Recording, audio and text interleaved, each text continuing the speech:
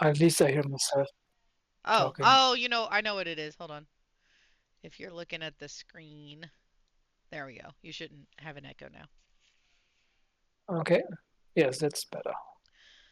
So, these last few sections are pretty short, honestly. Hmm. It's not a ton. The giving care section, I noted that it seemed to, with the parable, it starts out with kind of teach that just because someone isn't helpful to you doesn't mean you don't take care of them, because that's not skillful, I suppose. Yeah, that's not compassionate. Hmm. And then that a compassionate thing to do when somebody is ill is to walk them through maybe how to meditate and how to breathe. I thought that was interesting.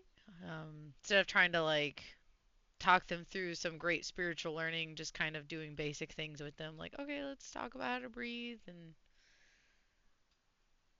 you Yeah, what know. struck me about this passage was actually that they uh, advise against euthanasia. So That was basically, interesting, yeah.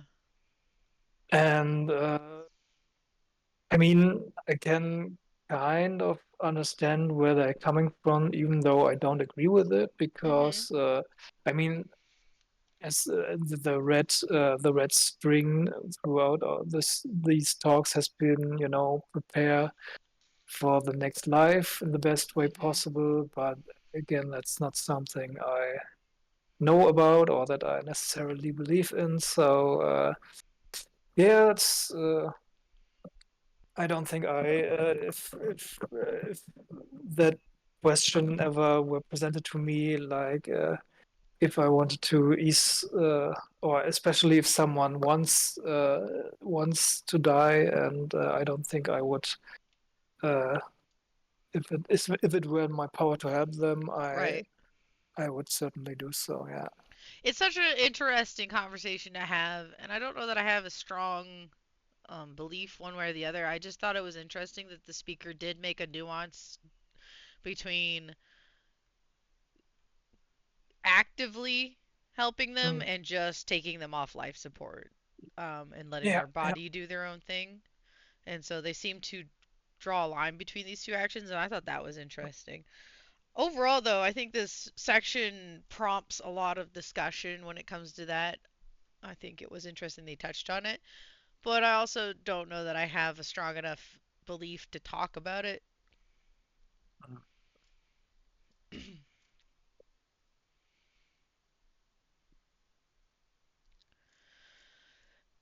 But I also think it is important that even in the case you're talking about, Ben, where you are willing to do that, that you do take the time to say, am I trying to do this for them or is it because I'm uncomfortable? Oh yeah, absolutely. And I Yeah. think that that was an important thing it does say, in that it doesn't. I'm not going to tell you you can't do that for a loved one. You know what I mean? Should the Yeah. Mm. circumstances lead to that situation. But I do advocate strongly, I think, for stopping and assessing where that desire is coming from. Like, is this about me, or is this about them? And Oh yeah. yeah. I mean, that's always a good a good Yeah, that's approach. always a good thing, but I think especially in that sort of circumstance, it's Yeah. really Yeah. important. I think when I was younger, I made a rash decision regarding the health of a pet. Um, I don't know that there was a better option, but I think perhaps that decision was made more because of my own discomfort watching them, and I Mm. hadn't really spent the time to think about their suffering. I said it was because of their suffering, but I wonder what I would have done if I'd really spent more time with that. You know what I mean? Yeah. Absolutely. Anyway, but that's not quite the same level to a lot of people of like, there was just a pet. Well, it was important to Yeah. I me at mean, the time. it's Like, not completely the same level, but it's also not super far removed from that. I mean, with a pet, the difference is a pet cannot tell you that it wants to die unless maybe it's not eating and not doing anything anymore. But mhm. um, think in I mean, this context of the talk we just read, that would be letting the pet die. Like you don't actively intervene at that point if they're yeah, not yeah, eating and stuff. You would just kind of let them take a natural yeah, course, I guess. yeah. Mhm. I think this is important to me as this thing I remember when I'm how I treat people around me is eventually as a caregiver you will become a patient too. Yeah, So develop your strengths of mind, stronger your own mind, less of a burden you'll be to others. I think that's true. I think that some of the frustrations I've had with aging family members has been the ways they don't take care of themselves mentally. And so and weird things happen to people as they age, I think, who haven't practiced amount of self-awareness, I guess. Anyway, yeah, that's a bit of a tangent. no worries. Passion for dispassion was a little interesting because it's a concept I'm aware of, but it was an interesting angle to come at it from. As far as like you end suffering by having a dispassion for things, Yeah, for craving. It says a passion for craving. It took me a second to remember, and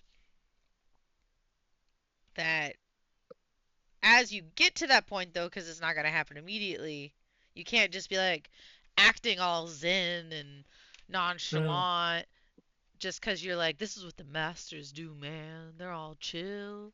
Like, they're chill because of the work they've put in and the passion they had, the right passion, the right skillful means that they had pursuing that enlightenment, not because they just decided one day to be chill, bruh. yeah. That's also. I wrote down search for happiness instead of just letting things go. So basically, yeah, it is a process, and in the end, there in the end there will be this kind of peace and Hmm. happiness, apparently even, but it's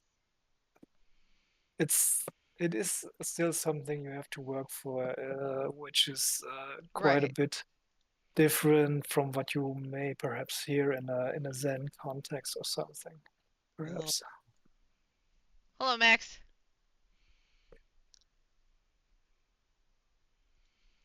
We are discussing passion for dispassion.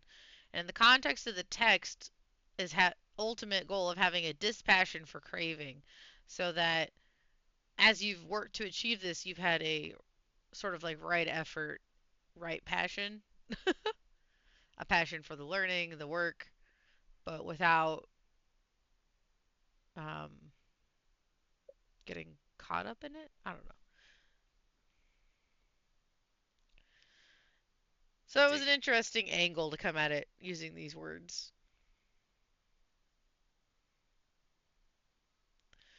Dispassion for craving equals the end of suffering. That's fair. Yeah, I thought it was a solid little section.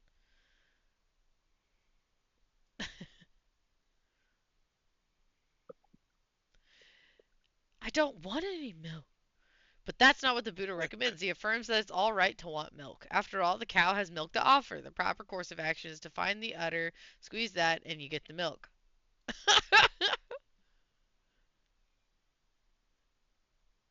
Oh, and then Ben and I were discussing this. You can't just relax and say, I understand that those who are awakened are totally relaxed, so I'll relax ahead of time. It's not quite the right way to get there.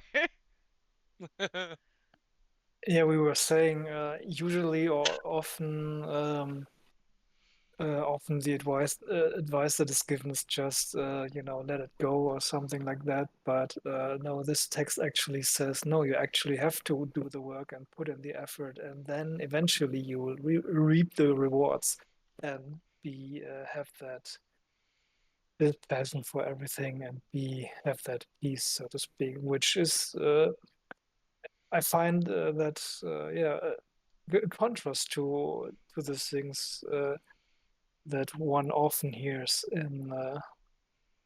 in relation to, you know, letting go and reaching nirvana and all that stuff. Mhm.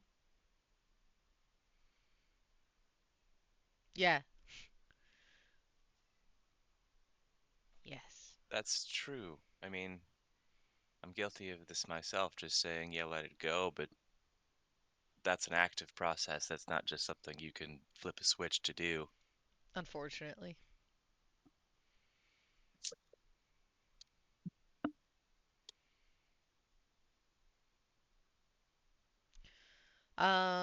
And then this section talks you through a lot of things like why do we do this? Why should we do that?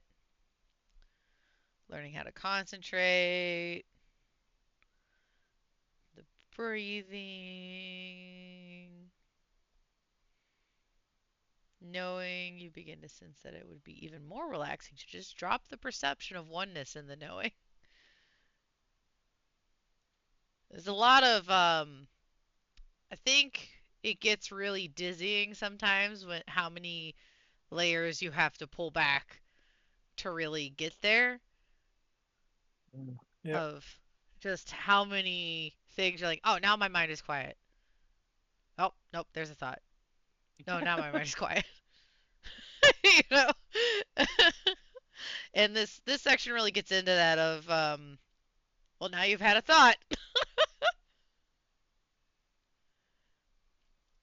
and it's a good read, but I didn't have a lot of notes on it.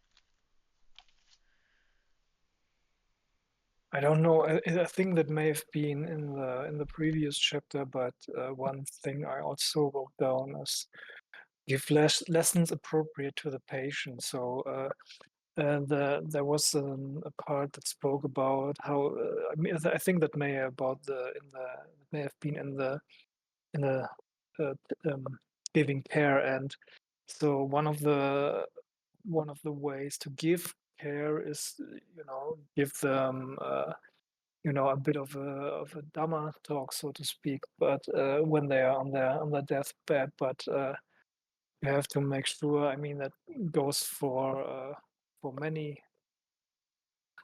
many situations in life that you have to kind of meet people where they are and not just try to go in with a hammer and try to you know force your ideas on them, but rather give them a lesson that they are ready to receive, so to speak.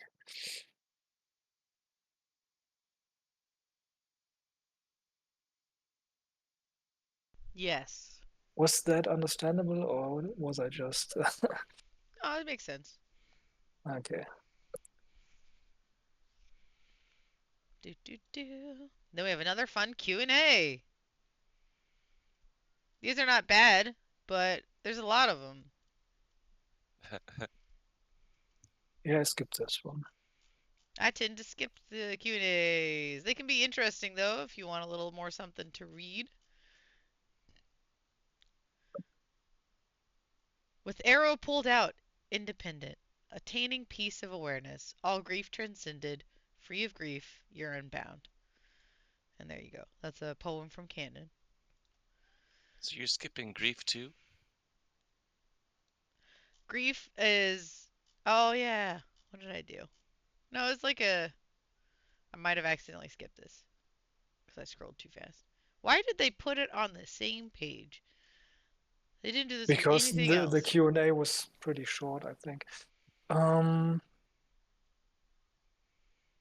I mean, it talks about a bit about how loved ones can be a source of pain, like when they die and such. And yeah, that was one aspect. Intuitively, it seems to be about having compassion for those who are grieving as well as learning how to deal with the grieving yourself. Yeah, 3 You know, steps for how to deal with grief. no, Reflect on the remember that. universality of grief. Yep. No, Learning how to express your grief in skillful ways. Like, don't take murder or revenge streak. That's probably a bad time. And then third is realize there's still good work to be done in the world. I find that one's really important to me.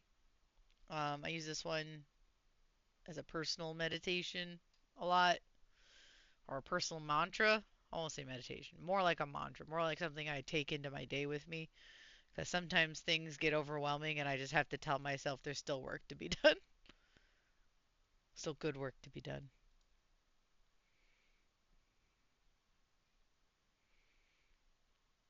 Uh,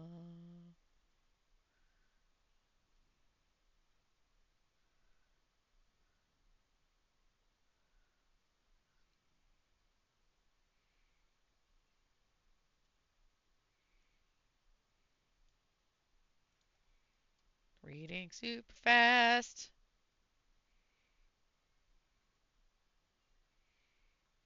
Symptom management. You start with a reflection on general nature of aging, illness, and death. This connects you with the STEC theory. So the theory came up as audience. The same principle applies in real life. Resulting sense of compassion helps you connect with other people.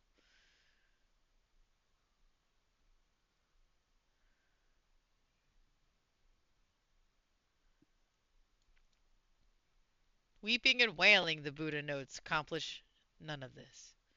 They destroy your health and cause distress to those who love you. This just seems like a lot of practical advice on like, are you feeling overwhelmed by your sads? Well, try not to be. Here's some ideas.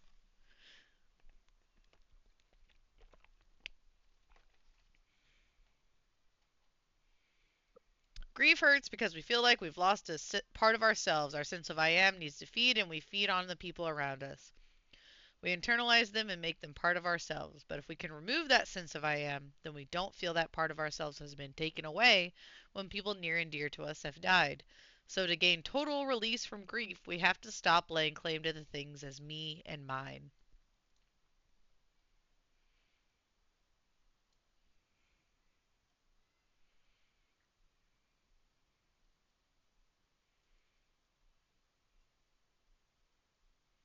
All right.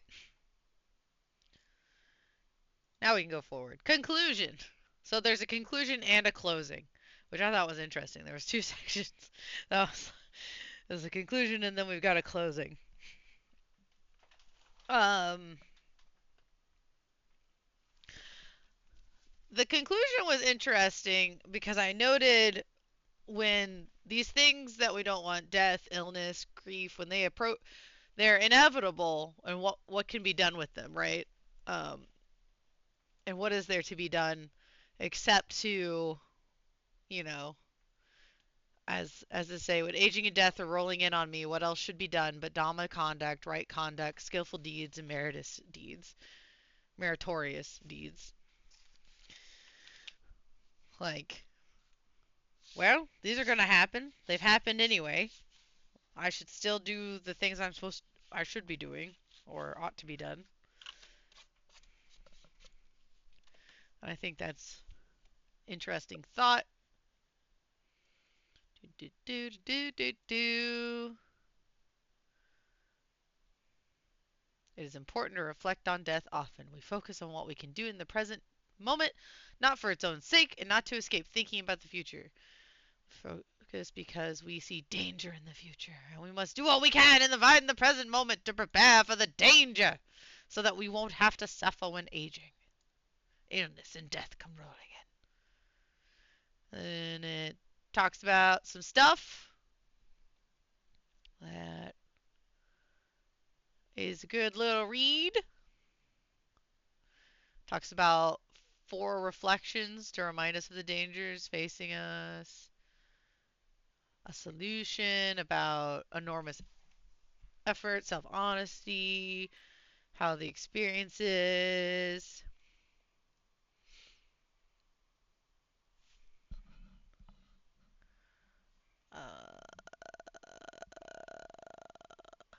we go back to the houses analogy that is spoken of a lot in these talks, where we develop good houses ahead of time by developing four qualities of mind: conviction, virtue, generosity, and discernment. I think these are timely things to think about given the time of year we're in. Conviction, virtue, generosity, and discernment.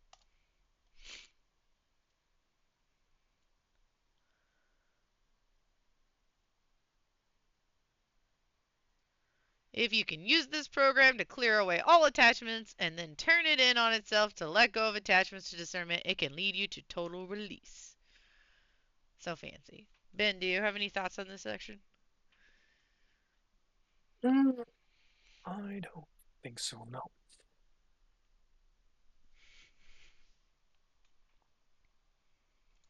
And then closing. The last section.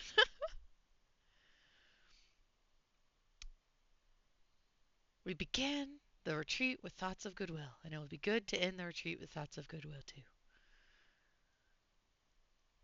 Let's see. What did I write down for myself? I didn't write anything. Curse you, past self. Curse you. The actual closing here is definitely more like, all right, we're actually ending now. How do we carry the practice into daily life? Observe the 5 precepts. I'd like to thank you all. Blah blah blah. Some of the people in the group were offended. They thought he was implying that lay people can't practice meditation in daily life. But that's not what's meant at all. Basically, he was saying that observing the 5 precepts is a type of meditation in action. Blah, blah, blah. The end. And then you can see all the little footnotes and readings and quotes. And it's fun to relook at them. And there's a cool little grief poem. And then there's a glossary of words in case your vocabulary is limited like mine. And that's the end. Let's see. We should look at the cover. There you go. I believe this is a tree bark or rock. Could be lava rock. But I think it's tree Yeah. bark. All right. Any final closing thoughts, my friends?